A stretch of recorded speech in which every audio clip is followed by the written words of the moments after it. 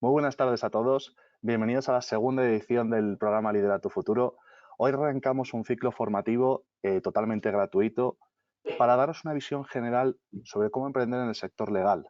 Bien, muchos de vosotros que ahora mismo estáis ejerciendo o estáis estudiando vuestra carrera, tendréis a lo mejor pues las preguntas sobre, oye, ¿cómo se puede emprender? ¿Cómo puedo montar mi propio despacho? ¿A qué retos me voy a enfrentar?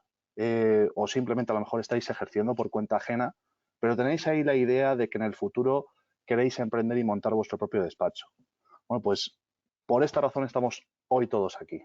Hemos preparado este programa para tratar todas aquellas dudas que os surjan, desde cómo preparar, cómo enfocar el marketing digital, cómo montar tu propio despacho, la organización interna, cómo es el proceso de marketing digital, proceso de captación y fidelización de clientes, qué podemos transmitir nosotros como abogados, cómo podemos trabajar nuestra marca personal. En fin, la verdad que por eso hemos montado este programa, porque son muchas cosas y os lo hemos dividido de la forma que mejor se nos podía ocurrir. Por esta razón, hoy nos acompaña Mario Alonso Ayala, abogado de reconocido prestigio y además un magnífico economista. Es presidente de Auren, es una multinacional de servicios profesionales. Y Mario, yo quiero aprovechar en este momento el darte las gracias por acompañarnos, por aceptar pues la invitación, formar parte de este proyecto que yo creo que es sumamente interesante y además para nosotros es un verdadero honor que estés con nosotros en la sesión inaugural del Lidera tu Futuro. Que además muchos de vosotros estáis repitiendo, ya estuvisteis con nosotros el año pasado y la verdad que os gustó bastante. Es verdad que esta edición sí está mucho más enfocada, sí está básicamente el focus es el emprendimiento legal. Y nada, justamente hoy básicamente queremos aprovechar para explicaros un pelín la dinámica. Igual que en ocasiones anteriores tenéis a vuestra disposición la pestaña, el cuadrito de preguntas, podéis enviarnos las preguntas que consideréis, dudas, ideas que tengáis, inquietudes, las podéis compartir por el chat y nosotros pues, lo comentaremos a medida que vaya avanzando la sesión. Tenéis, por supuesto, además, en la pestaña de documentos, información sobre las sesiones en las que va a consistir el Lidera tu Futuro y la propia presentación que va a utilizar Mario en el día de hoy con nosotros. En esta primera sesión vamos a hablar de los primeros pasos, cómo podemos organizar nuestro propio despacho, nuestra propia organización interna, qué valores queremos transmitir, cómo podemos comunicar, las diferencias entre ejercer por cuenta propia, ejercer por cuenta ajena. De todo ello os va a hablar Mario y la verdad, yo no me voy a enrollar más, vosotros sois los protagonistas y la verdad, bueno, básicamente, que comience el Lidera tu Futuro y adelante, Mario. Muy bien, pues buenas tardes a todos. Vamos a poner esta pantalla. Es un placer estar aquí. Muchas gracias a la Asociación de Jóvenes Abogados por invitarme. Y yo cuando hablo de estos temas, que la verdad es que lo hago con frecuencia, porque estoy ponente en varios máster de gestión de despachos, en algún caso incluso he estado dirigiendo alguno de ellos. Además, soy profesor de la Universidad de Alcalá de Henares desde hace muchos años y también a los alumnos en alguna ocasión les hablamos de estos temas. Pues lo que suelo decir es que mi gran ventaja es que yo he pasado por ahí. Es decir, a mí no me han contado lo que es crear tu propio despacho. Yo lo hice cuando tenía 21 o 22 años, es decir, pues casi hace 40 años. Empecé de la nada, empecé con una secretaria y bueno, pues la suerte y el trabajo pues me ha hecho llegar hasta la organización que hoy es Auren, en la que somos más de 1.000 personas en España, más de 3.000 en el mundo, y somos una firma multidisciplinar con gran peso de la parte jurídica, ¿no? Y bueno, pues igual que lo he hecho yo, lo puede hacer cualquiera, ¿no? Obviamente tienen que darse muchas circunstancias, hay que asumir riesgos y bueno, luego tienen que cuadrar las cosas. Bueno, pues de eso es lo que yo quiero hablaros, por lo menos lo que yo tengo bastante claro es lo que no hay que hacer. Ya lo que hay que hacer es más complicado, pero lo que no hay que hacer lo tengo bastante claro. Vamos a ver, si pásame por favor otra vez la presentación porque no le he dado para subir. Espera. Abre la presentación ahora tranquilamente y ahora te doy la opción de un momentito. Sí, a ver, la tenemos abierta, yo creo. Date un segundo. Yo creo que abierta está. A ver. Sí, abierta está. Vale, un momentito. Ahora te aparecerá el cuadro. Ahora sí. Mm, no se ve. Espera un momentito. No ¿Dónde se ve. la...? ¿Qué? Ahora, a ver, ahora, justo. Ahora sí. Ahora sí. Ahora sí. Vale, perfecto. Y se va pasando, ¿verdad? Y se va pasando sin problema. Muy bien. Bueno, este es el índice de la charla que vamos a tener hoy. Obviamente esto no es una charla de tipo dogmático ni técnica, sino es más que otra cosa un poco compartir con vosotros pues mi propia experiencia y luego contestar a las preguntas que planteéis, ¿no? Como antes he dicho, pues hombre, experiencia en la gestión de un despacho y en la creación del mismo tengo y me parece que puede ser interesante después, en la medida en que vayamos haciendo alguna parada, pues recibir a través del chat vuestras cuestiones que podemos compartir y tratar de resolver.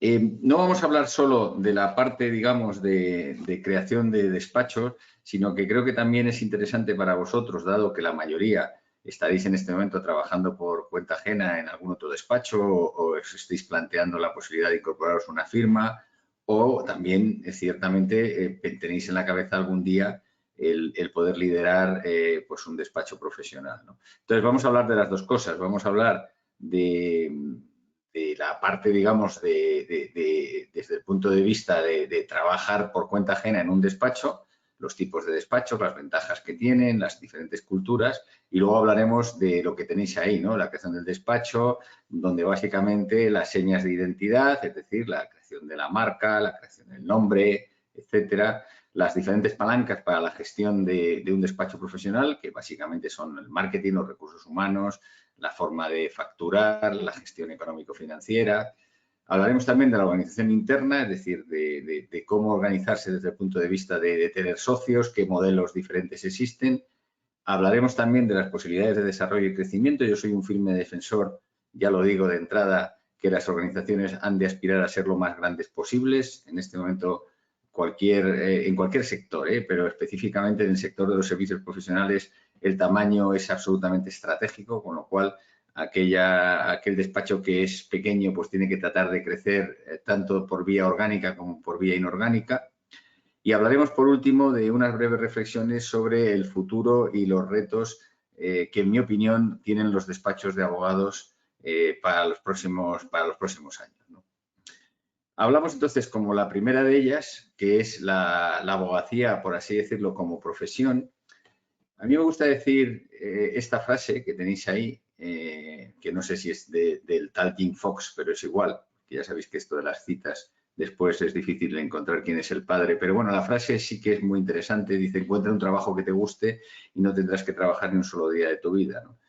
Al final, obviamente le dedicamos una parte muy importante de nuestras vidas al trabajo y hay que intentar, en la medida de lo posible, pues optimizar el tiempo que le dedicas y que te haga lo máximo posible feliz, ¿no? Entonces, si hablamos de la actividad profesional, porque obviamente un licenciado en Derecho tiene otras opciones, ¿no? Puede también estar trabajando en una empresa o puede trabajar como funcionario o puede trabajar en la universidad, pero aquí vamos a hablar hoy de trabajar en despachos profesionales, o bien como trabajo dependiente o bien liderando tu propio despacho. Entonces, al final, ¿qué es una profesión? Fijaros que es la definición de profesión es oficio o actividad que se realiza a cambio de un salario. Por lo tanto, al final, si atendemos a la etimología de la palabra profesión, fijaros que viene de profesar, acción de profesar, y por lo tanto tiene casi, vamos a decir, un contenido pseudo religioso, ¿no? Está muy relacionado con la vocación, Es verdad que trabajar en servicios profesionales requiere de una cierta vocación, porque como veremos, pues obviamente tiene muchos condicionantes que son muy relevantes y que deben tenerse en cuenta, ¿no? Así de entrada, ¿qué características fundamentales entiendo yo que tiene el trabajar como abogado, como profesional en cualquier especialidad? Primero tienes que adquirir unos conocimientos técnicos, luego hablaremos de ello, ya no solamente con una carrera profesional, puede haber un máster, puede haber otras opciones. En segundo lugar, lógicamente los conocimientos técnicos no son suficientes, hace falta esto que se conoce como la sabiduría del profesional, es decir, una experiencia contrastada. Es muy difícil poder resolver problemas de cierto nivel solo a través de los conocimientos técnicos. La sabiduría no está en los libros, está en la práctica diaria. La tercera cuestión es la responsabilidad. Los profesionales tenemos gran responsabilidad. Aquel que no le guste asumir responsabilidades, quizás es mejor que no se dedique al trabajo profesional. Y responsabilidad y riesgo van juntos, van de la mano. Todos los riesgos relacionados con la actividad profesional, de los cuales hablaremos despacio también en un ratito. Y por último, algo que es fundamental, que es la ética y la deontología. Fijaros que muchas veces las definiciones de ética y deontología son complicadas de definir, pero bueno, la ética ya sabéis que es una moral transcultural, es decir, es una moral que no varía con los tiempos. La moral, sin embargo, sí puede variar con los tiempos.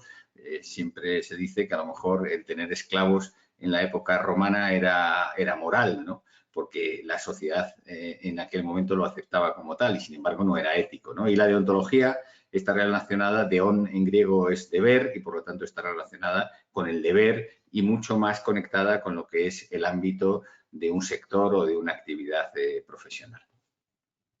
¿Qué ventajas y desventajas tienen el trabajar en servicios profesionales, ¿no? Ventajas que se suelen decir es la formación. Normalmente, si tú estás trabajando en un despacho, pues adquieres una adecuada formación. Es cierto que probablemente si el despacho es más grande, las posibilidades de formación también son mayores. Yo aquí voy a contar ventajas y desventajas dependiendo de si el despacho es más grande o más pequeño, porque pues las diferencias son notables. Visión de conjunto, aquí quizás diría lo contrario. En un despacho más pequeño probablemente tienes una visión más de conjunto que en un despacho grande en el cual a lo mejor estás muy focalizado a una sola actividad. Por lo tanto, para la formación yo recomiendo un despacho grande, para la visión de conjunto probablemente uno más pequeño. Carrera profesional, a mí me parece que no tiene ningún sentido estar trabajando en un despacho que no tenga un futuro profesional. Al final, los mejores tienen que aspirar a ocupar los puestos top de un despacho y los puestos top de un despacho pues es la categoría de socio y por lo tanto todo el que empieza a trabajar en servicios profesionales tiene que tener, digamos, la aspiración de lograrlo. Si es un despacho que no tiene recorrido profesional, que quizás es otro más pequeño, pues es, digamos, más complejo el que pueda desarrollarse esta carrera. Por eso, para la carrera profesional es mejor pues un despacho de mayor tamaño. La independencia en cuanto a independencia de criterio. Y luego riesgos, ¿no? Luego desventajas, ¿no? Riesgos sería la primera, ya lo hemos comentado. Dedicación, horario. A ver, yo aquí quiero romper una lanza en relación al tema de los horarios y a esto que está en la calle y que es una realidad en muchas ocasiones, que cuando tú trabajas en servicios profesionales, me da igual que trabajes como consultor, como auditor o como abogado, bueno, pues parece que los horarios tienen que ser interminables, que hay que trabajar 12 horas al día, que hay que trabajar los fines de semana, que se contestan mails los sábados y domingos.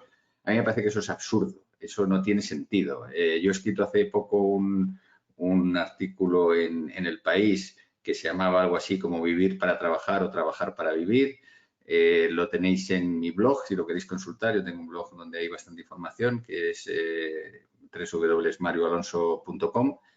Y bueno, mi tesis en este tema es que no tiene ningún sentido. Es decir, yo creo que en un despacho, y yo pongo como ejemplo el mío, pues no queremos tener robots, no queremos tener personas que solo trabajan. A mí me interesa mucho más personas que tienen detrás pues un aspecto humano, ¿no? Es decir, que después de trabajar, pues a uno le gustará la música, la literatura, el cine o estar con sus amigos o su familia, ¿no?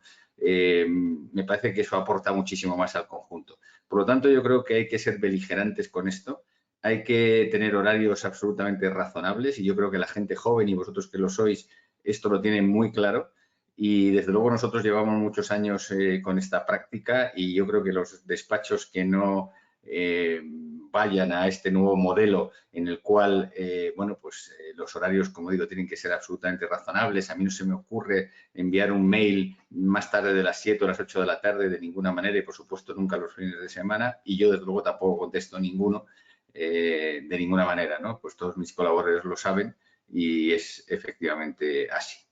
Bueno, luego la formación decíamos que es una ventaja y también para el que no le guste una cierta desventaja porque exige una formación continua, es decir, que hay que estar todo el día estudiando, cosa que no es mala porque eso supone que estén cambiando continuamente la normativa, ¿no? Las leyes. Yo siempre digo que eso no es malo porque de eso vivimos, ¿no? Si las leyes no cambiaran nunca, pues probablemente las profesiones como la de abogado, pues tendría mucho menos sentido. O sea, que estas modificaciones continuas, aunque exigen un esfuerzo, pues favorecen las carreras profesionales, ¿no? Y luego también se suele decir que las carreras son largas, ¿no? Y es verdad que son largas, pero bueno, es decir, en nuestra firma es prácticamente imposible que una persona llegue a la categoría de socio con una experiencia de menos de 10 o 12 años, ¿no?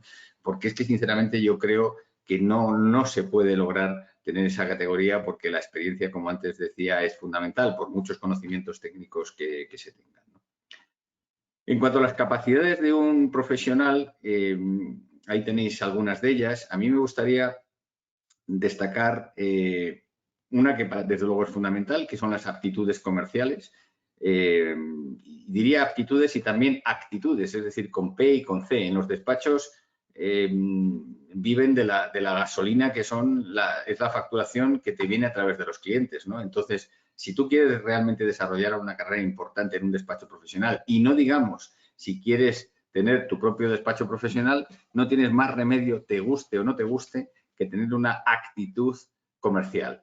Y esto es verdad que es exigente, tienes que estar todo el día, pues se lo cuentas a tus amigos, se lo cuentas a tu familia, vas a reuniones, vas a actos, pero es la única manera. La actividad comercial es imprescindible dentro de un despacho. Otra cuestión fundamental es el trabajo en equipo. Es cierto que siempre se ha dicho que los abogados son muy individualistas y es así. Yo creo que esto está cambiando, pero tradicionalmente ha sido así. Yo creo que se ha acabado el mundo de los individualistas. Los problemas son muy complejos, requieren muchos puntos de vista y que, por lo tanto, el trabajo en equipo es absolutamente fundamental, ¿no? Y quizás, por destacar alguno más de los que tenéis ahí, pues la aceptación de la incertidumbre, ¿no? Kant decía que la inteligencia de un individuo se mide por la incertidumbre que es capaz de soportar, ¿no? Yo creo que si hay una persona que dice, no, yo es que quiero tener un puesto muy seguro, a mí me da miedo el riesgo, no sé qué va a pasar mañana, pues casi mejor que no esté en el mundo de los despachos profesionales. Lo que pasa es que en el fondo eso es una estupidez y fijaros en los momentos que estamos viviendo, ¿no? ¿Quién nos hubiera dicho hace una semana que íbamos a estar en una guerra en Europa, ¿no? Por lo tanto, es que la incertidumbre hay que aceptarla porque es absolutamente algo relacionado con estos tiempos, ¿no? Respecto a la evolución de un profesional, fijaros que cuando se empieza a trabajar en servicios profesionales, lo primero que haces es hacer cosas, ¿no? Haces un dictamen, haces un informe, haces una declaración, haces lo que sea. Cuando subes un poquito de escalones, lo que sigues haciendo cosas, pero también ya tienes un equipo a tu cargo y, por tanto, haces hacer. Y esto hay que saber hacerlo. Es decir, que el dirigir es algo que también requiere de una experiencia y hay que tener, bueno, pues dotes mano izquierda, mano derecha, empatía, el estar muy cercano a tu propio equipo, el predicar con el ejemplo, no es fácil. Y luego hay una tercera fase que es fundamental, que es pensar qué hacer. Cuando ya has subido más en el escalón, aparte de hacer cosas y aparte de hacer, pues tienes que pensar qué hacer, ¿no? Lógicamente, a medida que subes en el escalafón de un despacho profesional, va ponderándose más la tercera de las cuestiones que la segunda y la segunda más que la primera, ¿no? Pero bueno, todas estas deben estar en la evolución de un profesional. ¿Qué valoramos las firmas profesionales en general para contratar? Para contratar a un abogado joven que quiera iniciar su andadura en un despacho, ¿no? Bueno, esto es algo totalmente subjetivo, ¿no? Yo os doy aquí, lógicamente, mi opinión. Obviamente, una titulación, en este caso de abogado, universidad pública o privada, bueno, pues obviamente eso depende, ¿no?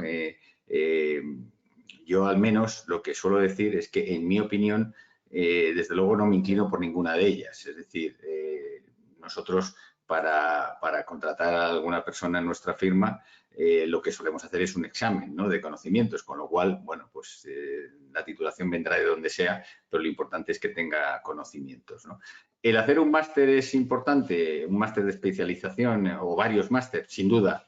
¿Es fundamental? Pues no es fundamental, por lo que estamos diciendo. Depende, ¿no? Depende al final de tus propios conocimientos. Sí que para mí valoro extraordinariamente los conocimientos transversales, es decir, que si es alguien que, además de haber estudiado Derecho, tiene otros estudios superiores o tiene otros conocimientos de otras materias, pues a mí me parece absolutamente fundamental, porque, como decía antes, al final los problemas son muy complejos y nosotros en nuestra casa pues tenemos las titulaciones más variopintas, ¿no? Y tenemos filósofos y matemáticos que, a su vez, a lo mejor son abogados, ¿no? Lógicamente, esto aporta muchísimo a una firma.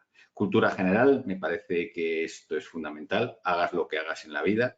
Idiomas inglés, sí o sí, es decir, que si quieres trabajar en un despacho y, sobre todo, si tienes cierta vocación internacional, y casi aunque no la tenga, pues hay que hablar inglés. Esto no tiene soluciones así. Si, además de hablar inglés, hablas otros idiomas, es un plus muy a considerar para también una firma. Y, desde luego, conocimientos avanzados de tecnología, ¿no? En la medida en que tengas conocimientos superiores a los más básicos, pues te puedes distinguir un poco de los demás. Al final, la forma, digamos, de entrar en una carrera profesional es distinguirte de otros que tienen los mismos atributos que tú tienes. Y luego hay otra parte que a mí me parece fundamental, importantísima, que son ya las habilidades, ¿no? Habilidades: expresarse, hablar en público. Nos guste o no nos guste, al final todo el mundo acaba hablando en público, porque hay que presentar los resultados de una reunión, porque hay que explicar en una charla cualquier cuestión. El segundo tema es las habilidades comerciales. Ya hemos hablado antes de ella, y el trabajo en equipo. Esta capacidad de liderazgo, ética en todas tus actuaciones. Iniciativa, innovación. Luego hablaremos también de innovación, pero aunque parece que en el mundo del derecho no se puede innovar, yo creo que se puede innovar, y mucho, ¿no? En general, en los servicios profesionales. Inteligencia emocional a la hora de gestionar a tu propio equipo, e incluso, digamos, a tus clientes, ¿no?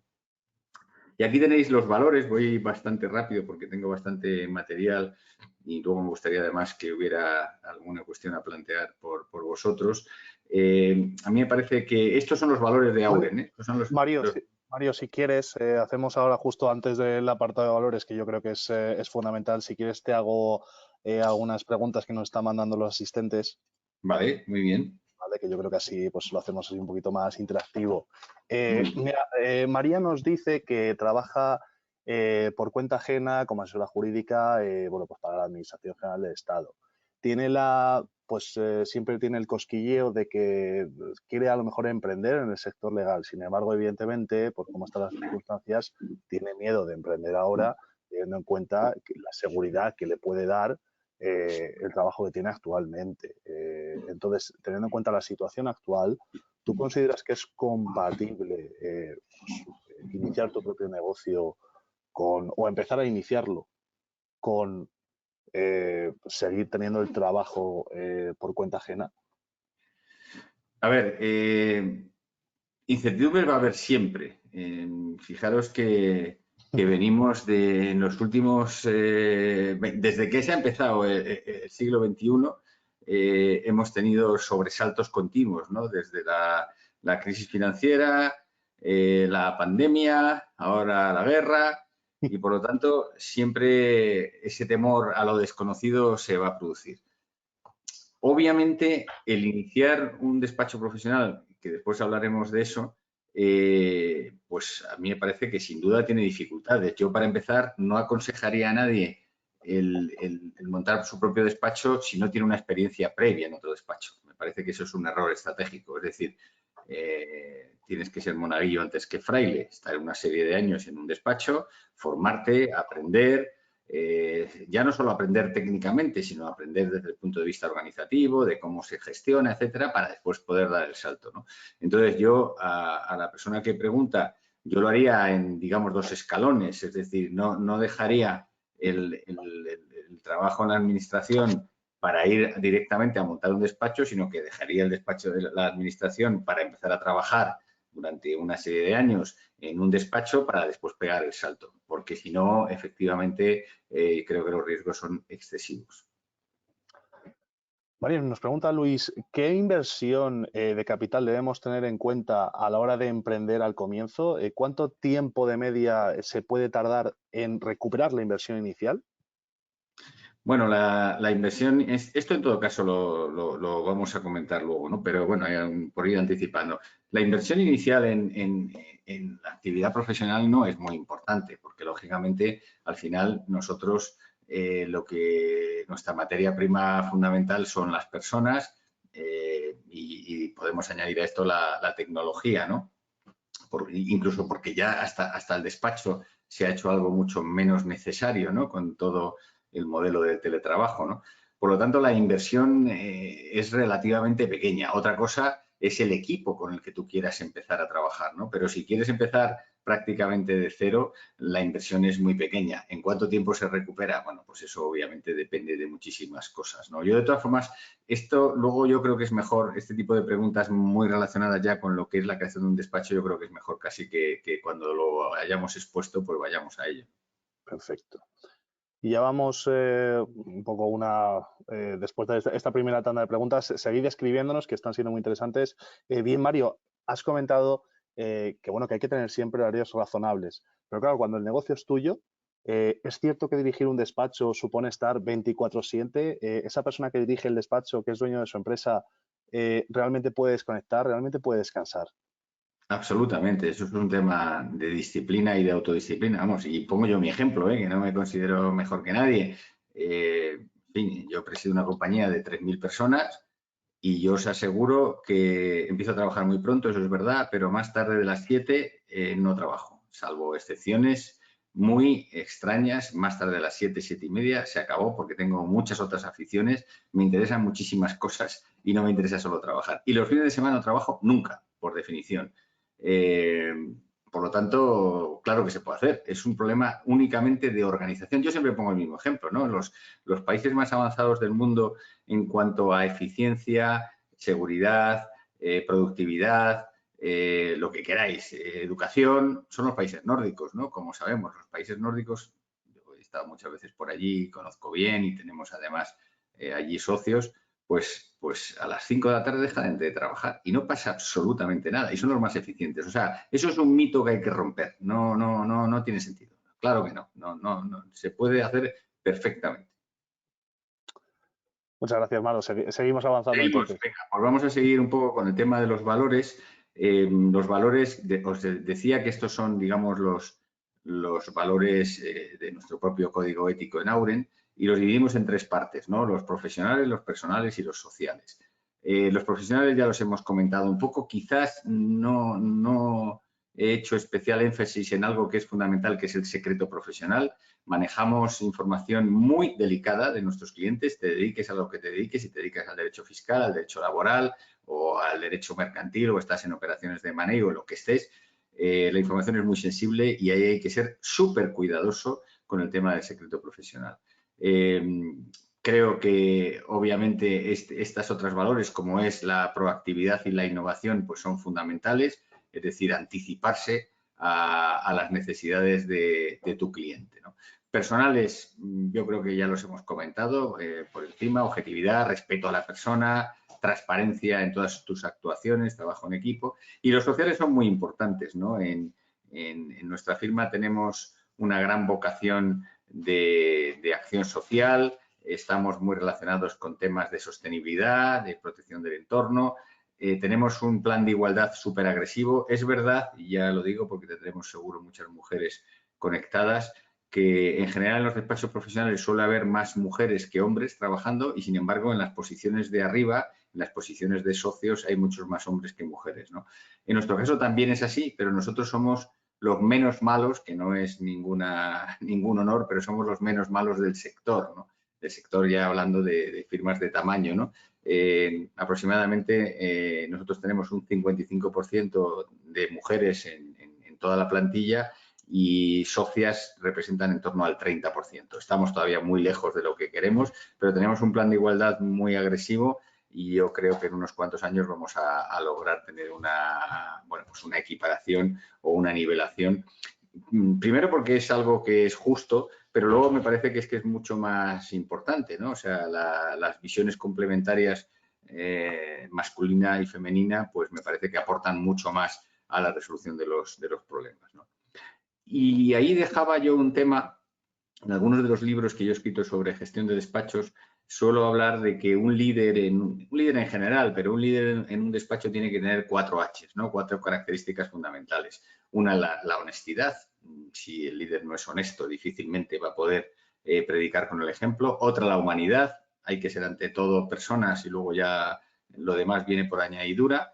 Humildad, no creerse más que nadie. Al final aquí en un equipo profesional pues es un engranaje en el cual todo el mundo tiene su importancia. Lo que pasa es que cada uno está en un puesto en la organización y luego tomarse, esta es una H un poco forzada, pero al fin y al cabo también es una H, tomarse las cosas con cierto humor, ¿no? Me parece que al final el mundo profesional es muy serio y hay que tratar de reírse. Yo os aseguro que nosotros en nuestra casa nos reímos bastante, todo lo que podemos, ¿no? Y porque forma parte un poco de la cultura.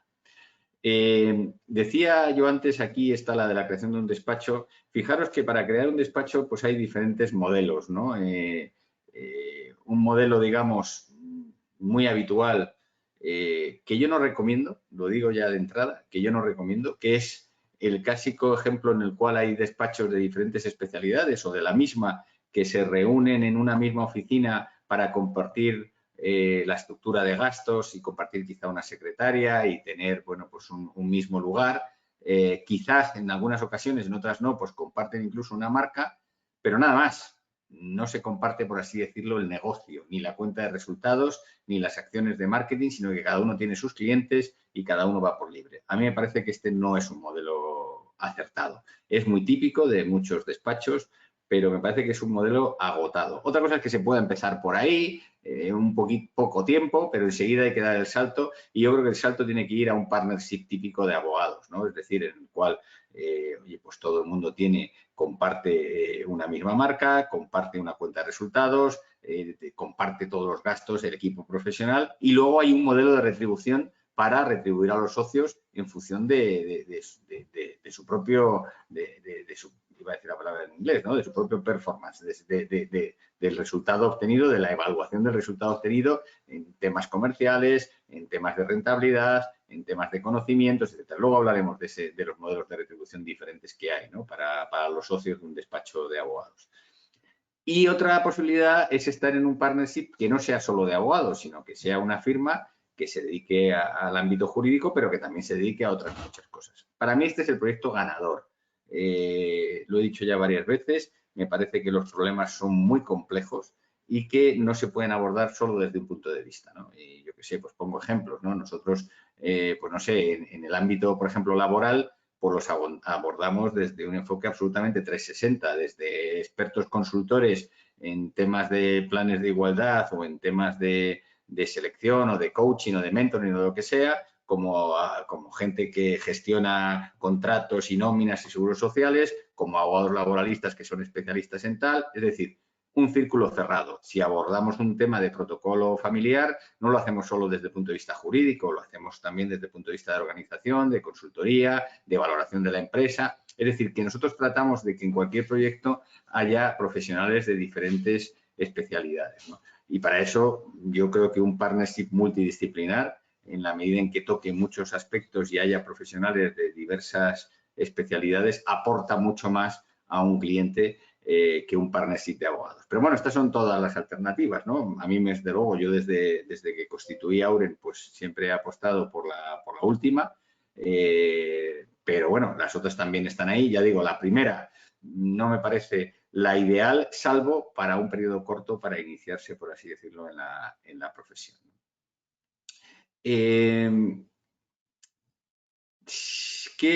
aspectos debemos considerar en la creación de un despacho? Bueno, una de las cuestiones fundamentales que hay que decidir es el posicionamiento del despacho. En general, yo creo que lo tengo después, sí, lo tengo después, ahora hablaremos de ello. El posicionamiento del despacho, la cultura del propio despacho, la marca tiene más importancia de la que parece, y el tema del tamaño, que como he dicho antes, me parece que es algo absolutamente estratégico. De esto vamos a hablar ahora. También vamos a hablar de las diferentes palancas para gestionar un despacho profesional. Las tres fundamentales son los clientes, las personas y los servicios que se prestan. Y hay otras que son también muy importantes, que es la política de honorarios, los procesos internos, la gestión económico-financiera y cómo organizarse internamente desde el punto de vista del papel que tiene cada socio, de los modelos de retribución, de cómo retribuir al equipo, etc. Luego hablaremos también de la organización interna, es decir, quién puede acceder a socio y en qué condiciones, qué tipos de socios hay, cómo retribuirlos, cuánto vale un despacho, que es un tema que me han preguntado pues, en muchas ocasiones, la propia organización interna y el desarrollo y el crecimiento del despacho. Vamos con las señas de identidad y empezamos con el posicionamiento. En el mundo del análisis de los despachos profesionales hay muy poquito escrito. En España, muy poquito escrito. Ahora ha empezado, en los últimos años ha habido algo más, pero desde luego cuando yo empecé a escribir libros sobre esta materia había muy poco. Sí que hay algún americano, y concretamente hay uno que es Meister, que es el gran gurú de los servicios profesionales a nivel internacional, ¿no? Y él cuando hablaba de posicionamiento, y posicionamiento es qué servicios quiero prestar, en qué forma, qué competencias, qué ventajas diferenciales quiero yo aportar al mercado, pues él lo llevaba al mundo de la medicina. Yo lo he traducido al mundo de la moda, ¿no? Que me parecía más próximo. Entonces, en el mundo de la moda, digamos, hay tres categorías. Lo que llamamos moda prêt-à-porter, es decir, bajo precio con calidad justa, pues ahí tenemos, yo qué sé, pues H&M, por decir un ejemplo, en el mundo de la moda. Grandes marcas, pues marcas que sé, reconocidas en el mundo de la moda, pues yo qué sé, pues Armani o Chanel o lo que sea, y otras que son alta costura, es decir, que son súper especializadas, pues no sé, una firma que se dedica a hacer, yo qué sé, trajes de novia, ¿no? Esto es el mundo de la moda, pero es que existe el mismo en el mundo de los servicios profesionales y especialmente en el mundo de los abogados. Todos tendréis en la cabeza despachos cuyo posicionamiento es ofrecer una calidad justa pero con un bajo precio. Pues tenemos los clásicos Arriaga o Legalitas. Bueno, a mí no es el modelo que me gusta, pero es un modelo que funciona y que les va bien, ¿no? Hay otros que son, digamos, grandes marcas que pretenden de alguna forma pues, prestar servicios plenos, puede ser por los Garrigues, los Uría, los Clifford, etcétera. Y hay otros que son súper especialistas, que a lo mejor solamente tocan lo que llamamos boutique, ¿no? Tocan un tipo del ámbito de derecho, pero en eso tienen mucho prestigio y son muy especialistas, pues yo qué sé, por decir uno que me viene a la cabeza ahora, pues Sagardoy en el ámbito laboral, ¿no? Bueno, esto lo tengo que decidir. Yo quiero saber lo que quiero ser de mayor. Cuando tú empieces en un despacho, pues probablemente disparas a todo lo que se mueve y en ese momento no tienes claro hacia dónde vas. Pero, por ejemplo, yo os digo, yo cuando creé Auren, tenía claras varias cosas. Una, que quería ser multidisciplinar. Dos, que quería ser lo más grande posible, nacional e internacional. En ese momento no era nada grande porque era yo solo con mi secretaria, pero yo tenía ese proyecto en la cabeza. Y, desde luego, no quería apostar por competir por precio, sino por competir un poco por prestigio y por calidad. Esas eran mis ideas, que bueno, en ese momento eran sueños, ¿no? Pero bueno, al final muchas veces los sueños se pueden cumplir, ¿no? Y en este caso, pues más o menos yo creo que sí que se han cumplido. Al final, Porter, que es un economista famosísimo y que ha escrito muchos libros de gestión de empresas, al final lo que dice, y esto es una obviedad, que para poderte diferenciar en cualquier mercado lo puedes hacer o por costes o por diferenciación en cuanto a servicio y a calidad, ¿no? Bueno, pues es un poco el diferente posicionamiento que es lo que hemos hablado. Otro tema fundamental es la cultura. ¿Qué es la cultura en un despacho profesional? Bueno, pues son los valores que se asumen por la organización y que se pueden reconocer desde fuera. También se dice que es la forma de ser y actuar de la empresa o de sus profesionales, o también lo que se respira. Incluso yo suelo decir que la cultura es lo que se hace en una organización cuando no están los jefes, ¿no? Es decir, es el día a día, la forma de hacer las cosas. Y aunque esto es simplificar mucho, en general yo he podido identificar en los despachos 4 tipos de cultura. Las culturas que son mercantilistas, que lo que persiguen es el beneficio y ese es su objetivo y no le quieren, en fin, y no hay más que y si hay que matar a alguien se le mata y se sigue avanzando. Estas culturas lo que persiguen, por lo tanto, es pues, objetivos, entre comillas, se explota a la gente todo lo posible para conseguir ese resultado, etc. Bueno, no me gustan, están en el mercado y hay muchas firmas así que, por supuesto, no cito nombres, ¿no? Luego están las culturas autoritarias, que suelen ser organizaciones más pequeñas, en las cuales son organizaciones muy jerárquicas, hay unas personas arriba que mandan y otras que obedecen. Bueno, creo que tampoco el mundo en este momento va por ahí. Culturas normativistas en las cuales para cualquier paso hay que rellenar un formulario, hay que pedir una autorización, hay que rellenar un memorándum. Están absolutamente burocratizadas, tampoco me convencen. Y luego están las culturas humanistas, ¿no? Que basan toda su estrategia en las personas, en el proyecto a largo plazo, en que la gente esté contenta trabajando, en que haya un buen ambiente laboral, en que haya también una preocupación social, una preocupación por el entorno. Bueno, me parece que estas son las culturas que se van a acabar imponiendo, ¿no? Obviamente, en cualquier organización puede haber un poco de todas estas culturas, pero desde luego mi apuesta definitiva es por una cultura humanista, que es la que realmente, como digo, se va a llevar al final el gato al agua. Otro elemento fundamental de esto que yo llamo señas de identidad es la marca. Al final vivimos en el mundo de las marcas, en cualquier sector.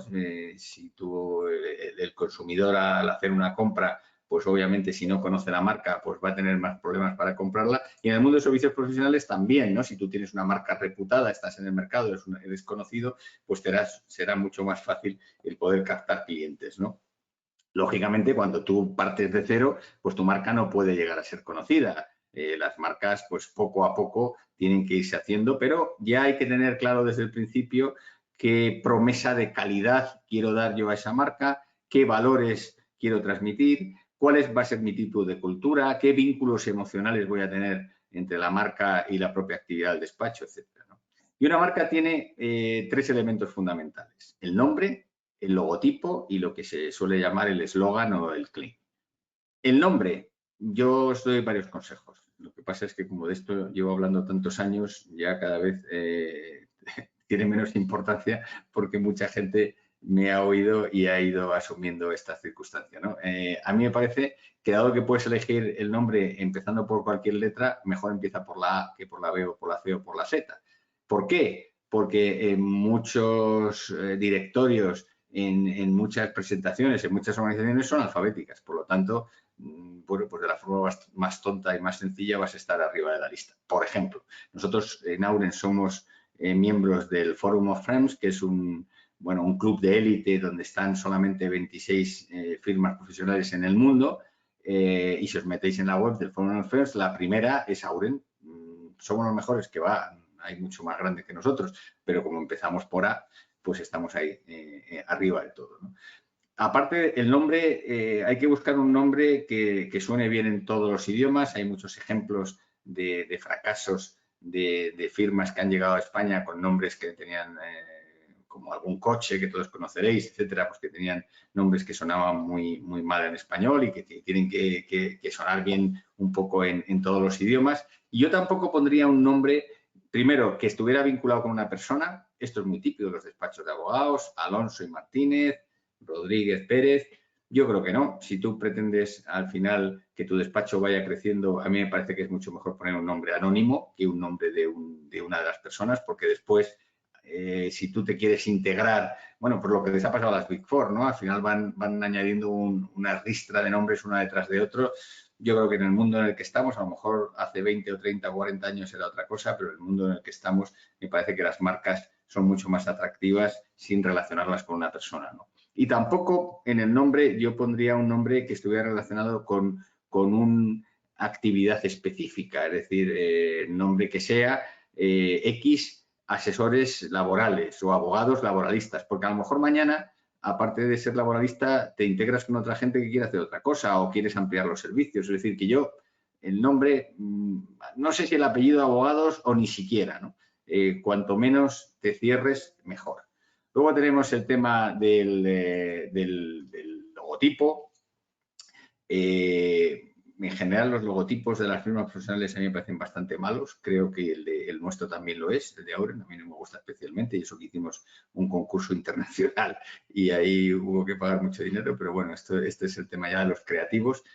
Hay muy pocos logotipos que son muy atractivos, pero bueno, en fin, tampoco tiene una importancia tan radical. Y luego está el eslogan, ¿no? El nuestro, por ejemplo, creo que sí está bien, es cerca de ti para llegar lejos, lo tenemos desde hace muchísimos años. Yo recuerdo perfectamente cuando lanzamos este eslogan hace 30 años, el hablar de tú a los clientes era algo muy atrevido, es decir, cerca de ti para llegar lejos. A mí me acuerdo cuando me lo explicó bueno, pues el creativo, me chocaba mucho, ¿no? Ahora ya no, ahora todo el mundo llama de tú a los clientes, pero entonces no. Bueno, el tener un cierto eslogan me parece que también, bueno, pues es atractivo, ¿no? A lo mejor al principio cuando creéis vuestro propio despacho no le dais tanta importancia, pero a la larga sí que la tiene, ¿no? Y os decía también que el tamaño es algo absolutamente estratégico. Y lo es porque, fijaros que en un despacho profesional hay tres fuerzas que cada una tira para un lado. Por un lado está la satisfacción de los clientes, es decir, los clientes tienen que estar satisfechos con el servicio que reciben por el importe que pagan. Por otra parte, los intereses de los socios y del resto de los profesionales, que tienen que estar satisfechos también de lo que cobran y de la diferente motivación que tienen. Y luego el despacho tiene que ser rentable. ¿Qué ocurre? Si los clientes están muy satisfechos y los socios y los profesionales están muy bien pagados, pues lógicamente será muy difícil hacerlo rentable. Si están muy bien pagados es muy rentable, pero resulta que lo que estamos haciendo es que los clientes no estén satisfechos porque le estamos dando un mal servicio, es decir, que cada vez que tiras de un lado se te va por el otro. Y este equilibrio es muy difícil de conseguir, os lo digo de verdad, porque es un poco a lo que me he dedicado tantos años. Está el famoso tema del carro y los bueyes, que pones delante a la gente, pones delante a los clientes, es difícil, de verdad. Pero bueno, lo que es verdad es que en la medida que vas cogiendo tamaño, el tamaño es facilitador de este equilibrio de estas tres patas, ¿no? Por ejemplo, para conseguir la satisfacción de los clientes, lógicamente, si tienes más tamaño, lo normal es que tengas mejor calidad en tu trabajo, porque tienes equipos más formados, tienes una marca de mayor prestigio, tienes una mayor especialización. Si tienes más tamaño, consigues tener gente pues, más experta, tienes una cobertura geográfica más amplia, ya no solo nacional, a lo mejor también internacional. Sobre los profesionales y los socios, lógicamente a mayor tamaño, pues es más fácil captar el talento y mantenerlo. Hay una carrera profesional más clara, con lo cual, bueno, pues los mejores pueden venir contigo para poder subir peldaños en tu propia carrera. Ofreces una formación de mayor calidad. Los sueldos normalmente, pues también puedes aspirar a pagar mayores sueldos. Y la rentabilidad hace que el mayor tamaño pues, pueda generar economías de escala, haya una pirámide. En definitiva, claro, al principio dices, hombre, al principio es que es muy difícil tener tamaño, pero yo creo que esto hay que tenerlo en la cabeza, hay que tener en el ADN que el crecimiento, ya digo, tanto orgánico del propio negocio como inorgánico con fusiones, con adquisiciones de cartera, etcétera, pues es absolutamente fundamental, ¿no? No sé si hay alguna pregunta ahora. ¿Hacemos otra paradita? Sí, sí, antes de pasar un poquito al marketing, Mario, Vale, muy bien. mira, a ver, un momentito.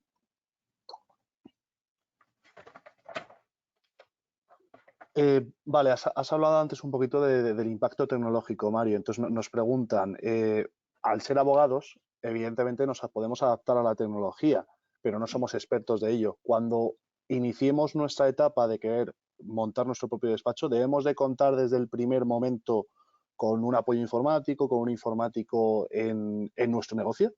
Sin duda, sin duda, sin duda. Ahora mismo la tecnología es un factor absolutamente estratégico y cada vez lo va a ser más.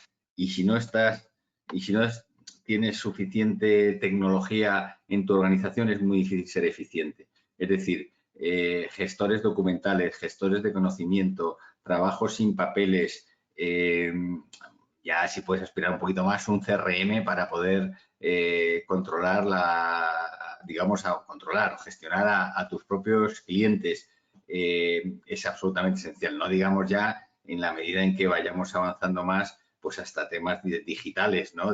Pues de temas de blockchain, etcétera. Pero bueno, eso ya puedes ir avanzando. Pero desde el principio, tienes que tener un planteamiento de estar dentro de tus posibilidades lo máximo posible digitalizado, sin ninguna duda. Mario, ¿en qué medida la edad representa un hándicap para aquellos que se integran dentro del mercado laboral del sector legal a una edad, pues eso, pensemos que se inician desde los 40, 50 años? Para que todas aquellas personas que se incorporan algo tarde o que realmente han decidido estudiar la carrera y empiezan a ejercer como abogados desde el principio, alguno nos está preguntando que la única opción que tiene es emprender. No puede pasar por esos despachos de abogados porque por su edad no le van a coger. ¿Y qué diferenciación puede hacer para poder incorporarse dentro del mercado laboral frente a lo que nos están preguntando de que la única opción que les queda es directamente el emprendimiento? Bueno, yo creo que eso efectivamente es así. Lo que pasa es que no en todas las firmas es así. Es decir, a mí me parece que además es una política errónea. Yo creo que una persona, por decir una edad, ¿no? de 45 años todavía tiene un recorrido espectacular y claro que es algo muy valioso, ¿no? para una firma profesional, entre otras cosas, porque tiene otras características que no tiene una persona tan joven, ¿no? Pues como la propia experiencia, el aplomo, la seniority, en fin, la forma de hablar. Todo eso con una edad, cuando eres muy joven, es muy difícil que lo tengas, ¿no? Lo que pasa es que es verdad que en muchas firmas, pues una persona ya de 40 y tantos años, pues a lo mejor lo tiene más complicado. Yo diría que busque firmas que esto no sea tan importante, que las hay, sin duda, en el mercado, no voy a decir nombres, pero claro que las hay.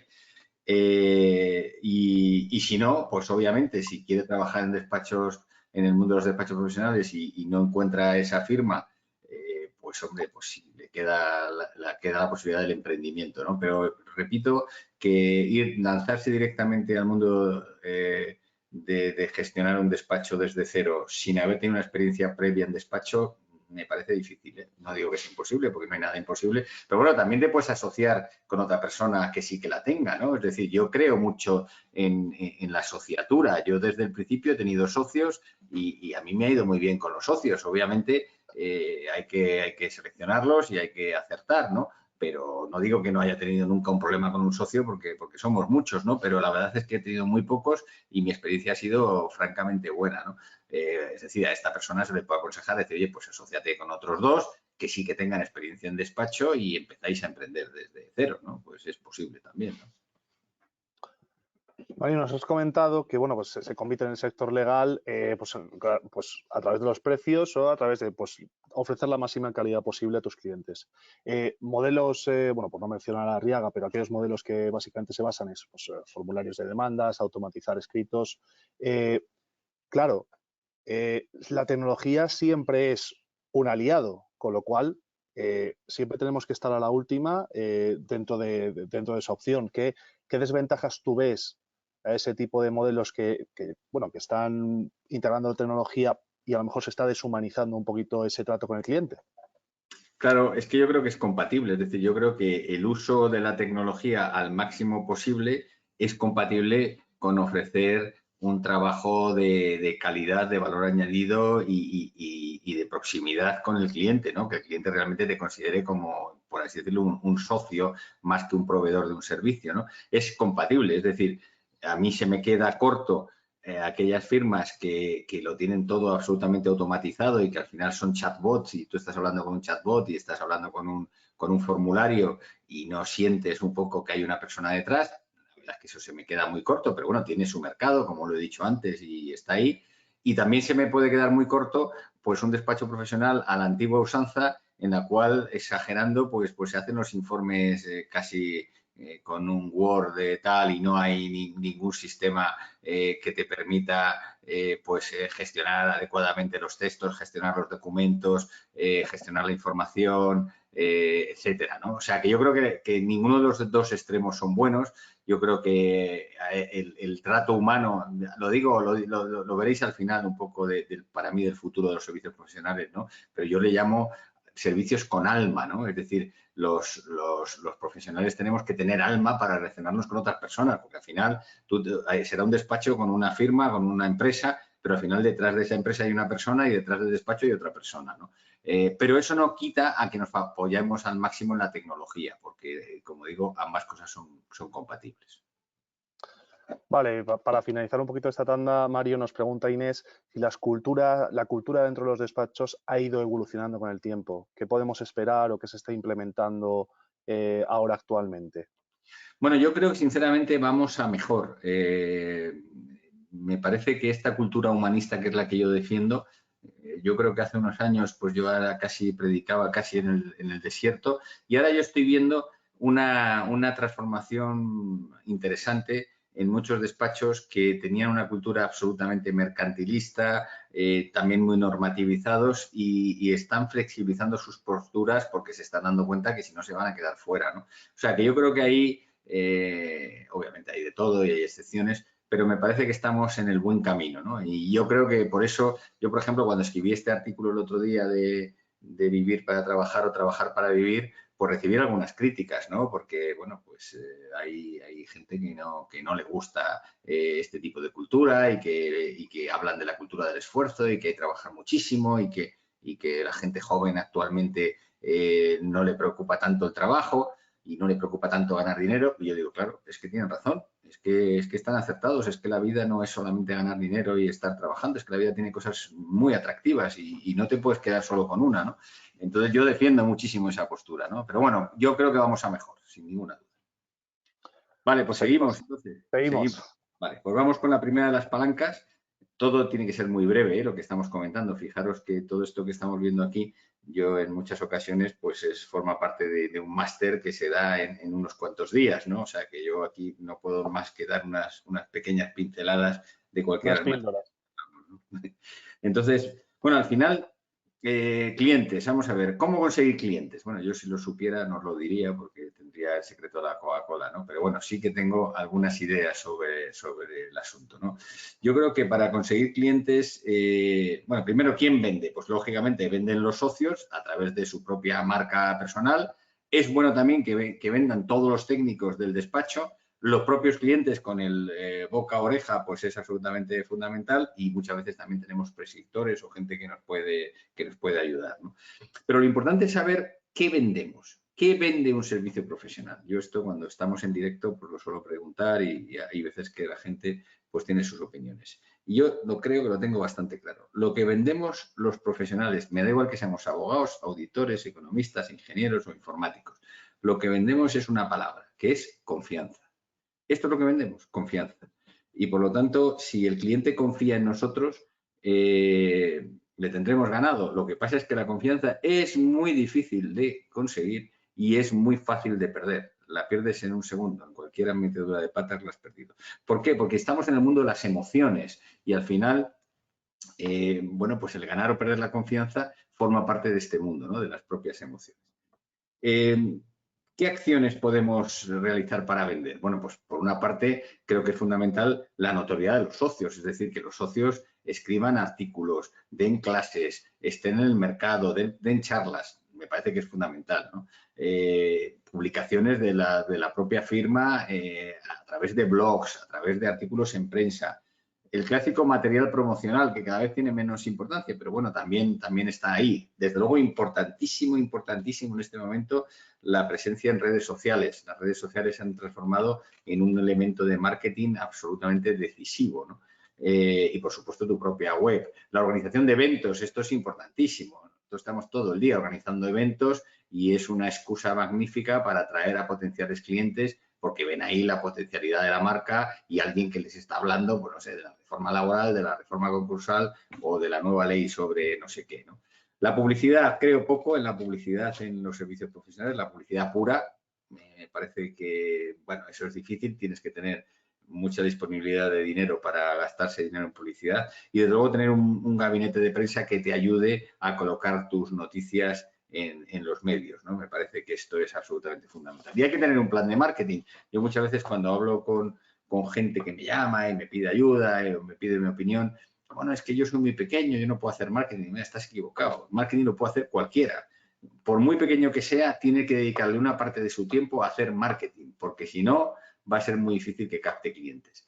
El otro día estaba yo con un amigo que se ha dedicado toda la vida a la asesoría fiscal y estaba muy preocupado porque la pandemia pues había machacado muchísimo a su clientela, ¿no? Y yo recuerdo haber hablado muchas veces con él lleva 30 años con su propio despacho y él no ha crecido. Y él decía, no, yo estoy bien así, yo no quiero crecer. Y yo decía, ojo, porque en firmas profesionales el que no crece, decrece. Es decir, eso de estar bien así, no, porque luego te viene un problema como ha habido y ese problema se lleva por delante pues, a tu propio despacho, ¿no? Por lo tanto, como decía antes, hay que tener en la cabeza el crecimiento y para tener el crecimiento orgánico en tu cabeza tienes que tener un plan de marketing porque los clientes pues no vienen del cielo, ¿no? Bueno, esto me lo salto, que es el tema del mantenimiento de los clientes en cuanto a valor percibido y valor esperado. Es cierto que la fidelidad de los clientes ya no existen. Yo siempre suelo hacer la broma de lo que decía Woody Allen, que decía que en este momento, en estos tiempos, la única fidelidad que existe es la de los equipos de sonido, ¿no? Él lo decía de los matrimonios, ¿no? Pero bueno, yo lo llevo igual a los clientes porque el cliente, y además hace bien, el cliente no es fiel a nadie. Si hay otro que le ofrece mejor servicio y a menor precio, pues obviamente se va a ir, ¿no? Y bueno, y luego está ahí todo el tema de la gestión, que esto a través de un CRM pues es fundamental. Aquí podríamos hablar también de la queja. Yo suelo decir que las quejas de los clientes no solo no son un problema, sino que son una oportunidad.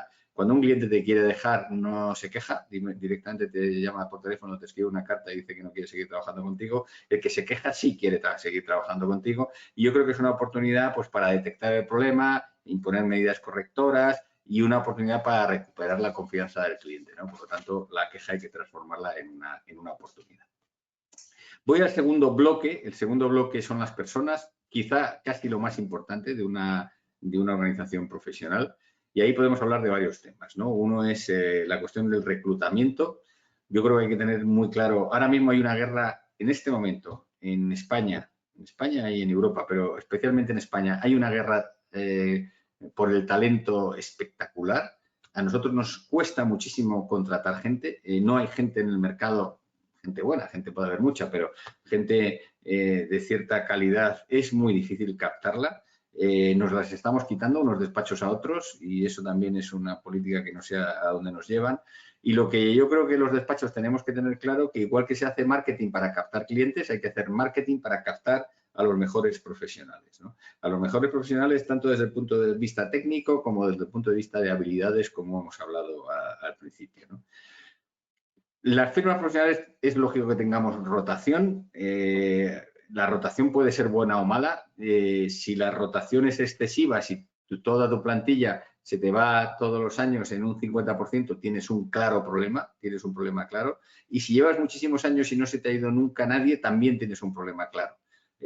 Porque es normal, en las firmas profesionales son pirámides y lógicamente pues hay gente que sale de esa pirámide porque se va a otro despacho, porque emprende su propio despacho o por lo que sea, ¿no? Por lo tanto, es normal que haya rotación, también hay que saber gestionarla bien, hay que hacer una buena entrevista de salida para averiguar las causas de su salida, hay que mantener las puertas abiertas. Esto lo han hecho muy bien las grandes firmas de toda la vida, que tienen colocadas a muchas personas que han trabajado con ellos en su día en muchas organizaciones y eso es una punta de lanza para el futuro. Hay que comunicarlo bien a los que se quedan y plantearlo como una oportunidad, porque si alguien sale de la pirámide, pues lógicamente eso representa una oportunidad para los que siguen, ¿no?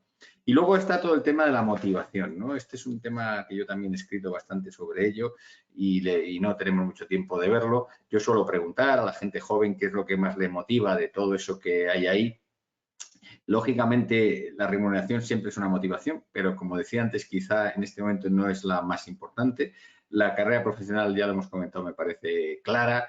Una firma que fomente acciones de carácter social, pues me parece que tiene atractivo interesante. La formación es fundamental, sobre todo en los primeros peldaños del ejercicio profesional. El que sea una firma que apueste por la diversidad, que sea transparente, que haya una buena comunicación hacia arriba y hacia abajo en toda la organización. La seguridad en el empleo. Yo alguna vez que pregunto esto, pues alguna persona joven me sorprende y me dice, no, para mí es muy importante la seguridad del empleo. Digo, yo esto no lo entiendo.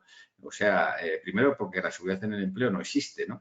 Pero creo que cuando tú empiezas a trabajar, esto no debe ser lo que más te importa. Te deben preocupar mucho más estas otras cosas que están aquí, ¿no? El reconocimiento, es decir, que se haga un reconocimiento tanto público como privado del buen trabajo, del trabajo bien hecho. Me parece que esto es muy motivador. La flexibilidad, la autonomía, la conciliación, la posibilidad del teletrabajo, ¿no? Yo creo que esto ahora mismo, yo veo que hay despachos que son muy reacios a ofrecer teletrabajo y otros lo ofrecemos abiertamente y además lo tenemos ya absolutamente implantado incluso antes de la pandemia, ¿no? Me parece que el teletrabajo solo como teletrabajo me parece que tiene muchos problemas porque pierdes un poco la esencia de la cultura del despacho, haces muy difícil la formación, haces muy difícil la actividad comercial, pero un sistema híbrido en un 50% teletrabajo, un 50% trabajo en oficina, me parece que tiene todas las ventajas de ambos sistemas, ¿no? Por eso yo creo que hay que avanzar hacia ahí.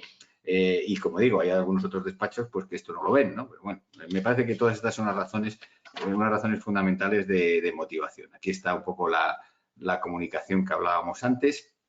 Y me voy a otras palancas, ¿no? Y ahí haremos otra paradita.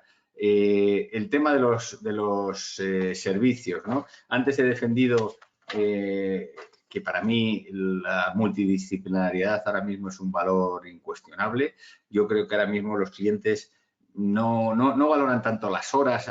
Este tema que antes había de típico, ¿no? De las películas de los despachos americanos, de poner el reloj y facturar por hora, el cliente ya no le interesa este tema de las horas. Lo que le interesa es que le des valor añadido, ¿no? Que realmente tu trabajo le suponga, pues eso, ¿no? Una mejora en sus resultados, una mejora en su organización, una forma de afrontar unos temas que tengan impacto jurídico, lo que sea, ¿no? La calidad, que muchas veces incluso puede estar certificada, hay una frase que a mí me gusta que dice que la calidad se recuerda mucho más que el precio, ¿no? Y eso es verdad. Tú te vas a un restaurante que es muy bueno y lo que realmente al final te acuerdas al cabo de los años no es tanto que era muy caro, sino que era muy bueno. Ahora, si era muy caro y la calidad era mala, te acuerdas también para toda la vida, ¿no? Por lo tanto, pues los servicios que tengan una calidad y una excelencia van a tener siempre éxito, ¿no? Luego está el tema de los honorarios. Los honorarios es una de las cosas más difíciles que se van aprendiendo con los años de gestionar. Al final,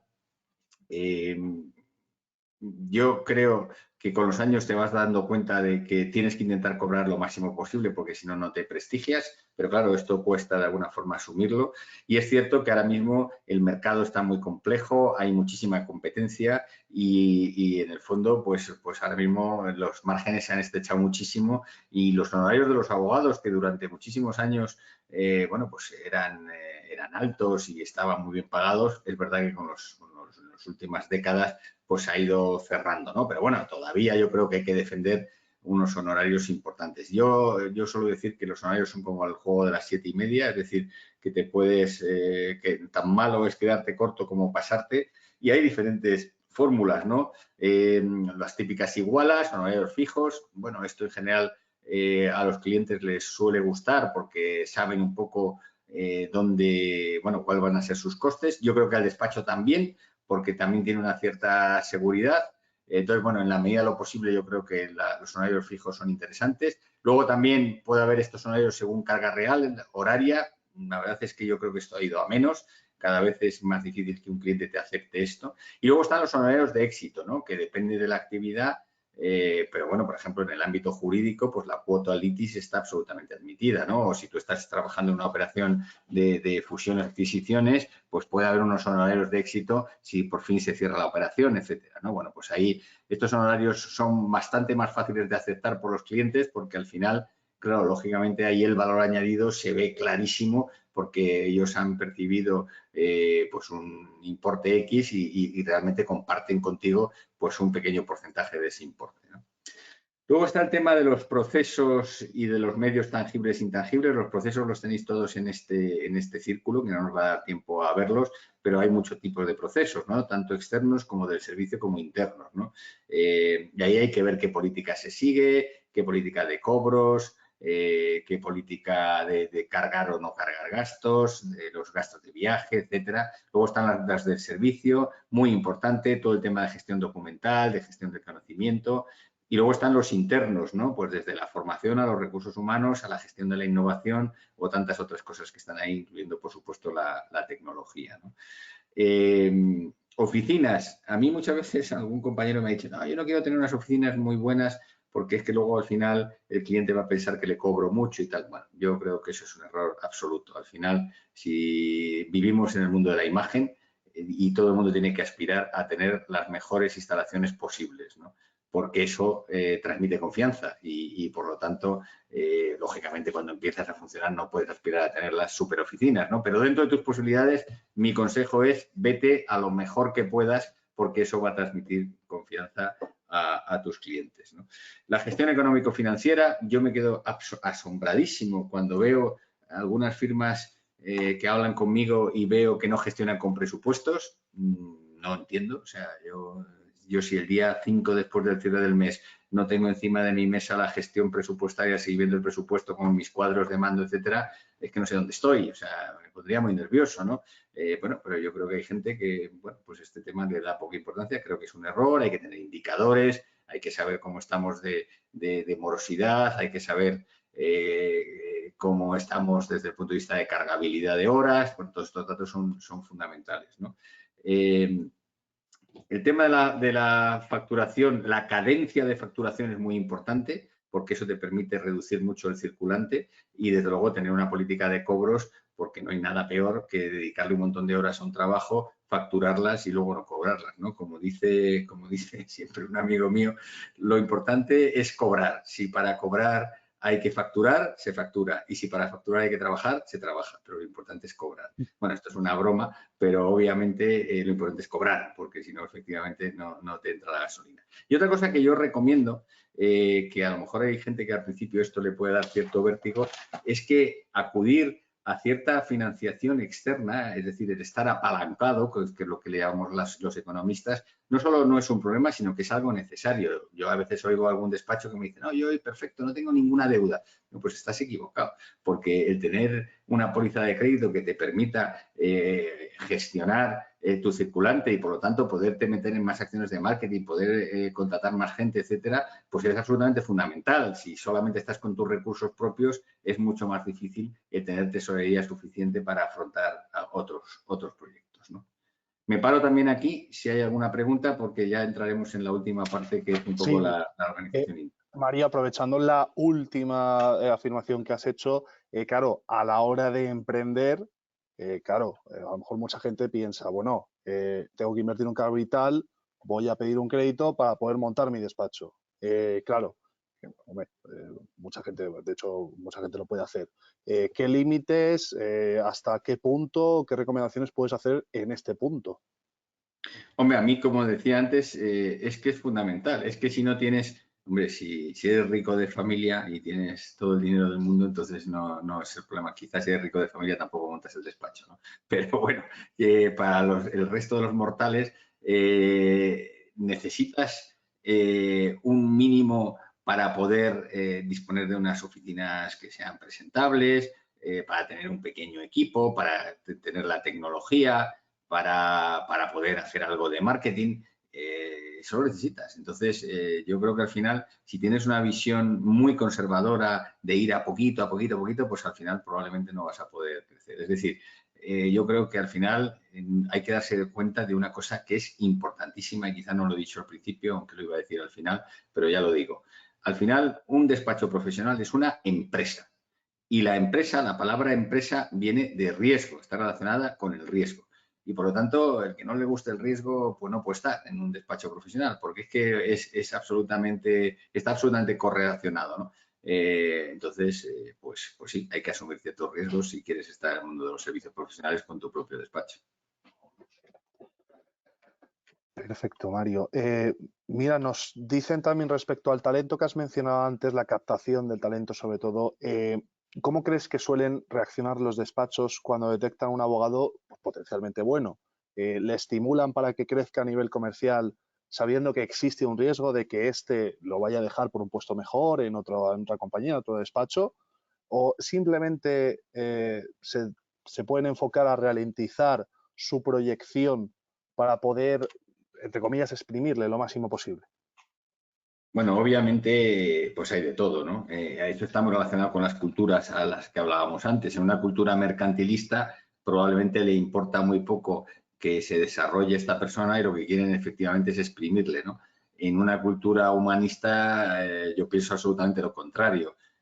Hay que darle a esta persona, que además es valiosa, todas las posibilidades para que crezca dentro de la organización. Al final, yo lo que quiero tener son a los mejores socios, y los mejores socios son aquellos que han hecho la carrera profesional y han demostrado su valía, ¿no? Y por lo tanto, una persona que es muy valiosa al final va a llegar a ser socio con seguridad. Nosotros todos los años hacemos socios de gente que viene de carrera, ¿no? Por lo tanto, yo creo que la visión acertada es dar a esta persona todas las posibilidades para crecer, toda la formación, toda la capacidad de conseguir clientes. Oye, y luego ya veremos si un día pues tiene una oferta mejor o decide emprender su propio despacho, pues no pasa nada, ¿no? En fin, al final yo creo que no hay competidores, hay colaboradores, ¿no? Entonces, bueno, a lo mejor luego con esa persona pues tener un acuerdo de colaboración para toda la vida. O sea que hay que dar todas las posibilidades de crecimiento a la gente, ¿no? Sin ninguna duda.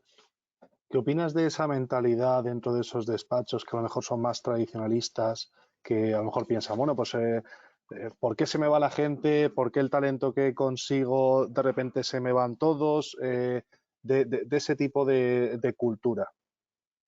Es que, mira, el otro día un despacho bastante importante del mundo del asesoramiento fiscal, creado por una persona de toda la vida, pues me llamaba y tenía una reunión con él para ver si le podía ayudar, porque le ha pasado lo siguiente, pero claro, es que ha cometido un error estratégico increíble, ¿no? Él era primero el único socio, nunca llegó a ser socio a nadie, les pagaba bien, pero yo creo que al final la gente muy valiosa no es un tema que la puedas comprar solo con dinero, quieren sentirse parte del proyecto y por lo tanto quieren tener esa posibilidad de ser socios del despacho.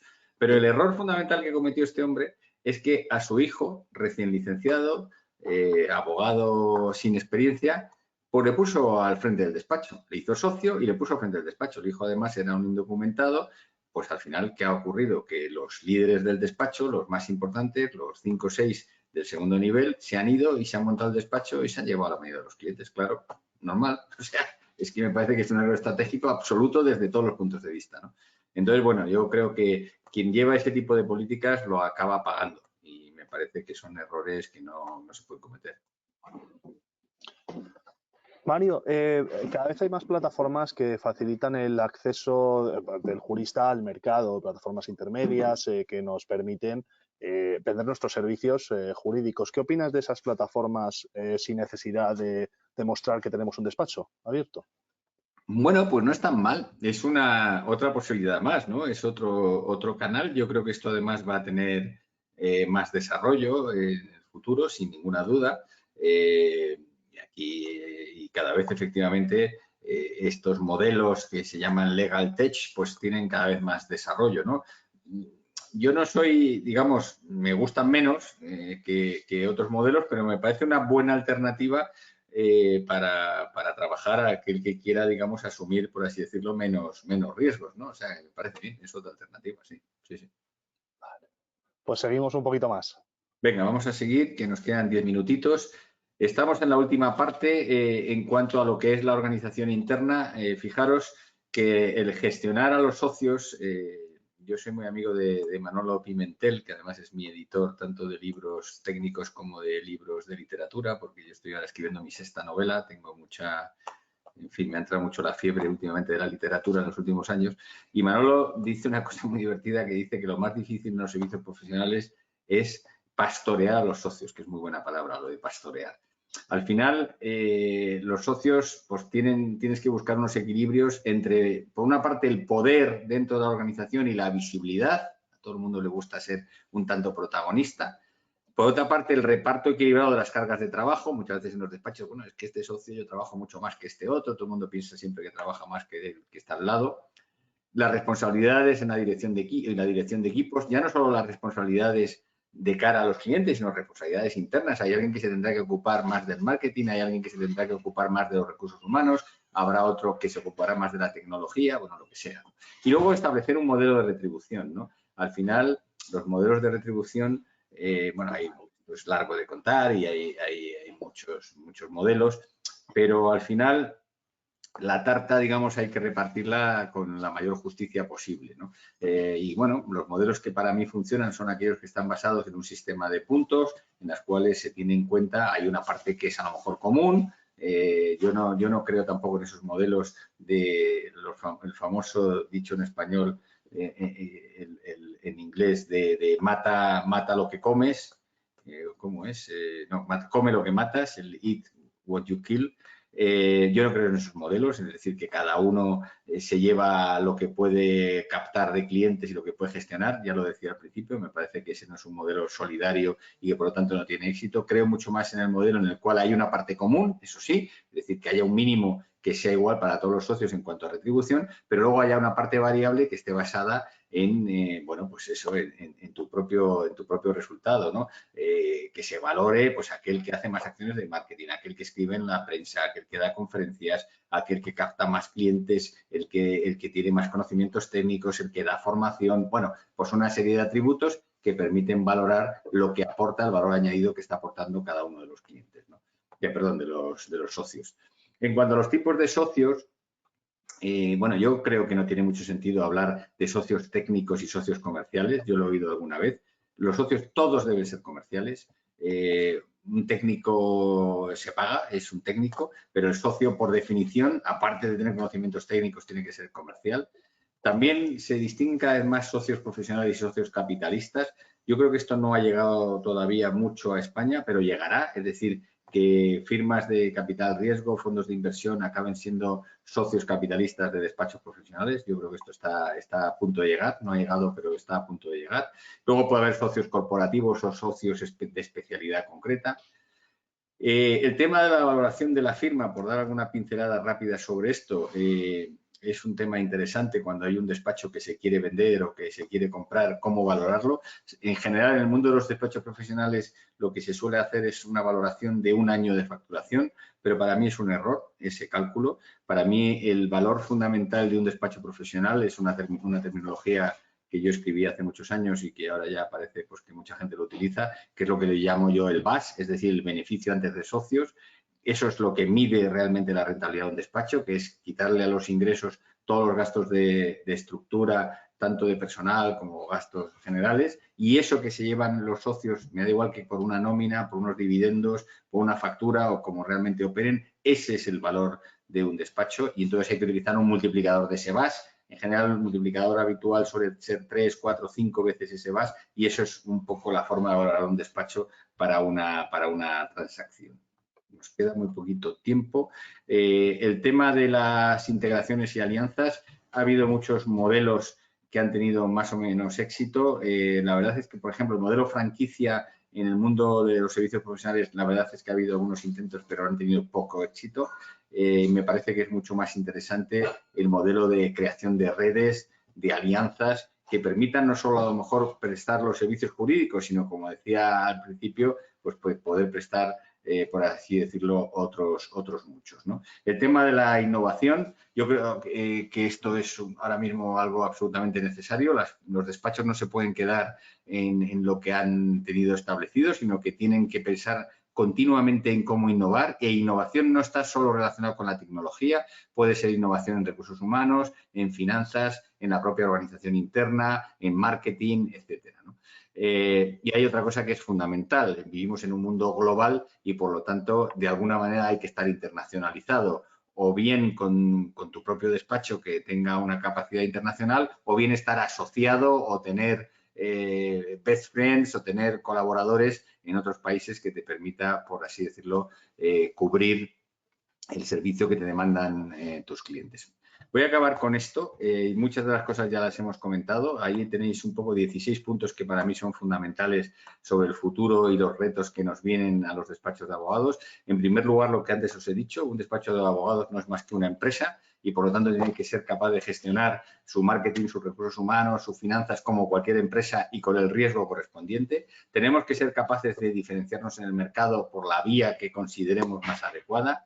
Tenemos que ser capaces de prestar servicios con alma, como antes decía, de una persona a otra persona. El cliente no busca que le facturemos horas, busca valor añadido, quiere soluciones. Estamos en un mundo global y, por lo tanto, tenemos que aspirar a ser digamos, nacionales e internacionales. Creo que la multidisciplina se va a imponer y se va imponiendo cada vez más a la monodisciplina. Dependemos absolutamente de la tecnología como factor estratégico y, por lo tanto, ahora mismo la inversión en tecnología es una necesidad absoluta. Tenemos que buscar mucho más relaciones duraderas con los clientes, no hacer un trabajo y perder la confianza del cliente y no volver a repetir con él. Lo que nos interesa son clientes que se mantengan en el tiempo, que nos ganemos la confianza. Tenemos que preocuparnos mucho de la cultura del despacho y tener una cultura propia que nos caracterice y nos diferencie. Tenemos que tener a la gente muy bien formada, la formación es absolutamente imprescindible. Tener esta capacidad de innovación a la que me acabo de referir. Tenemos que intentar ser eficientes. Ya he dicho antes que la eficiencia ahora mismo cada vez es más complicada, por eso las herramientas informáticas hacen que tengamos esta capacidad de eficiencia. Tenemos que tener una buena gestión del conocimiento. Al final no puede ser que cada una de las personas en una organización haga la guerra por su cuenta. Tenemos que tener esto bien organizado porque el conocimiento es la materia prima fundamental de la que dependemos. Tenemos que tener una adecuada, esto no lo hemos comentado porque no ha habido tiempo, una adecuada política de gestión del riesgo, tanto ex ante como ex post, es decir, ex ante con medidas de control de calidad de los trabajos que se realizan y ex post con unos buenos seguros que nos permitan cubrir riesgos que no lleven al traste la propia organización, ¿no? Tenemos que preocuparnos sobre temas de sostenibilidad y del mundo que nos rodea, responsabilidad social corporativa, etcétera, y tenemos que tener claro que el tamaño y el crecimiento debe estar en el ADN porque el que no crece, decrece. ¿Alguna preguntilla más? Sí, un poquito para acabar, retomando eso que has comentado, el que no crece, decrece. El estancamiento de por sí, teniendo en cuenta la situación que hemos estado viviendo estos 2 últimos años, la pandemia, bueno, crisis y encima ahora la incertidumbre de la terrible guerra que se está produciendo en Ucrania. El estancamiento es de crecimiento. ¿Cómo podemos tener esos datos que además son fundamentales sobre cómo estamos, cuáles son nuestras posibilidades para poder crecer? Es fundamental. Bueno, sí, ya lo he dicho antes, el crecimiento tanto orgánico como inorgánico, ¿no? Es decir, yo creo que estar permanentemente con las antenas puestas para buscar la asociación con otro compañero, la integración con otro despacho, la búsqueda de profesionales de otras materias con los cuales te puedas asociar, que eso favorezca la venta cruzada. Eso es fundamental. Y luego el crecimiento orgánico a través de lo que hemos dicho, de herramientas de marketing que te permita ampliar continuamente la cartera de tus clientes. Si al final vas a una actitud conformista, tienes una pequeña carterita y con eso piensas que vas a poder aguantar toda la vida, estás muy equivocado porque la vas a perder. Y al final los clientes se mueven, la perderás y no podrás, y a lo mejor si no tienes las herramientas montadas, no podrás captar nuevos clientes y tendrás que cerrar el despacho. Mario, entonces tenemos que huir a la hora de nombrar o ponerle nombre a nuestro despacho, tenemos que huir de los apellidos, seguramente, casi mejor que empiecen por A y que tengan pues, un buen eslogan y también que pueda ser comprensible o atractivo en otros idiomas o que no generen al menos un conflicto. Vale, esa pequeña apreciación. Mira, nos pregunta una compañera, dice que le surgen dudas porque acaba de montar su propio despacho y siente miedo de poder acceder a grandes empresas para ofrecer servicios jurídicos, sobre todo porque esas empresas pueden tener acceso a grandes despachos de abogados y a ese pequeño despacho, a ese abogado que es joven, le miran un poco mal por el hecho de ser joven, como si le faltase experiencia, sobre todo para esas grandes empresas que pueden ser más tradicionalistas. ¿Qué les puede recomendar a ese abogado que está emprendiendo para que pueda acercarse a las grandes empresas? Bueno, yo no sé si el tema de la juventud, claro, si asocias juventud a experiencia, como antes decía, pues sí, ¿no? Pero el problema que tiene es que las grandes empresas y las no tan grandes, en los últimos años han adquirido muchos conocimientos. Es decir, antiguamente un abogado, un auditor, un consultor, pues su interlocutor prácticamente pues casi lo dominaba, ¿no? Porque no sabía muy bien de qué estaba hablando. Ahora no, ahora el cliente sabe mucho también de la materia, por lo tanto te exige mucho, te exige un conocimiento y una experiencia alta, ¿no? Entonces, hombre, depende de esta compañera que está preguntando, si esta compañera ya tiene una experiencia previa de trabajar en otros despachos y por lo tanto tiene un bagaje profesional que le permite enfrentarse a los problemas que tenga una gran compañía, pues adelante con ello, ¿no? Ahora, ¿es fácil que una gran compañía contrate sus servicios con un despacho que acaba de empezar y con una persona muy joven? No, no es fácil, obviamente no, no es fácil.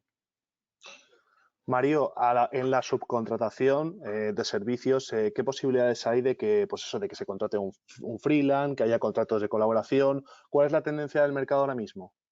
Bueno, la tendencia es que eso va a ir a más. Yo creo que por eso incluso la legislación laboral va por detrás del futuro, ¿no? Yo creo que ahora mismo todo este tema del teletrabajo pues facilita muchísimo eso. Nosotros tenemos gente trabajando pues en muchos lugares de España y incluso en algunos lugares del mundo, ¿no? Trabajando para la oficina de Madrid, aunque estén en donde sea, ¿no?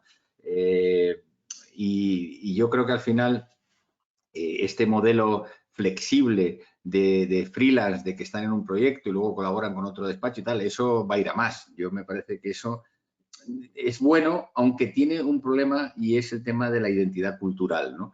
Al final, si eres una persona que trabajas pues cada día con un despacho diferente, exagerando, pues pierde esa identidad cultural y eso es peligroso, porque la cultura de un despacho, como ya he explicado, a mí me parece algo importantísimo. Perfecto. Ya un par de puntualizaciones más. Mario, a la hora de emprender en el sector legal, ¿cuáles son las formas jurídicas que, digamos, podamos tener más en cuenta a la hora de constituir nuestro propio despacho de abogados? ¿O qué nos Bueno, recomiendas? Vamos. ya sabéis que se puede ir a sociedades civiles, es decir, a sociedades en las cuales hay una responsabilidad ilimitada y no son sociedades mercantiles. Yo no lo recomiendo, ni siquiera desde el minuto uno. Es decir, yo lo que recomiendo es que para empezar a trabajar con tu propio despacho, crear una sociedad limitada, incluso sociedad limitada profesional, una SLP, que tiene bastantes ventajas desde el punto de vista de organización laboral, y a partir de ahí empezar a funcionar. No pensar de decir, bueno, voy a trabajar, bueno, voy a crear una sociedad civil con otro amigo y luego ya veremos. No, yo creo que eso tiene mucho riesgo. Yo desde el principio crearía una sociedad, como digo, limitada, profesional o no profesional, pero yo creo que es mejor una SLP y ese es el modelo jurídico para mí ideal para empezar. Última pregunta, Mario. Hemos hablado de redes sociales, marketing digital, incluso organización de eventos para poder pues darnos a conocer o sobre todo ganar valor de cara a nuestros clientes. Publicidad en AdWords o, por ejemplo, Google My Business, el posicionamiento SEM y el SEO de nuestra propia página web, ¿es algo que consideras que es fundamental? Bueno, considero que no sé si fundamental, pero sí que funciona. Si solo haces eso, no, pero como un complemento, sí. Es decir, tanto el SEO como el SEM te permite estar posicionado en los buscadores. Lo que pasa es que hay muchísima competencia. Ahora mismo, si quieres estar arriba de los buscadores, tienes que invertir dinero, ¿no? Porque ahora mismo todo el mundo quiere estar en la primera página de Google, ¿no? Pero sin duda que sí, desde luego es una herramienta de marketing poderosa y unida a otras, me parece que funciona. Pues Mario, muchísimas gracias por estar esta tarde con nosotros. Gracias por tu cercanía. También a los asistentes, muchísimas gracias porque nos habéis dado muchísimas preguntas. Hemos comentado multitud de temas. Bien, esta es la primera de las sesiones. Con esta sesión queríamos comenzar el Lidera tu futuro. Yo creo que es una primera pincelada para que pudieseis ver un poquito todo lo que nos espera. Nada, simplemente quería comentaros que, bueno, tenéis a vuestra disposición la propia presentación que ha utilizado Mario con nosotros y también las próximas sesiones que vamos a tener.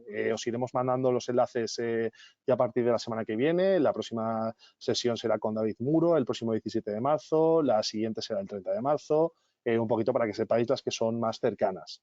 Y nada, simplemente para finalizar un poquito esta sesión, bueno, a raíz y a consecuencia de la dramática situación que se está produciendo en Ucrania, Sí queríamos comentaros que si os podéis pasar un poquito por la página web del Ilustre Colegio de Abogados de Madrid, están sacando una información un poquito actualizada sobre pues las ayudas que se pueden hacer a los refugiados y desplazados que haya a consecuencia del conflicto. Y nosotros también desde la propia agrupación de jóvenes abogados estamos montando un equipo de voluntarios, un equipo técnico jurídico para poder prestar asesoramiento a personas que se han encontrado en una situación terrible ahora mismo, como la previsible llegada de refugiados que vaya a venir. Solamente ese pequeño comentario. Mario, muchísimas gracias por todo, muchísimas gracias a todos los asistentes por estar hoy con nosotros.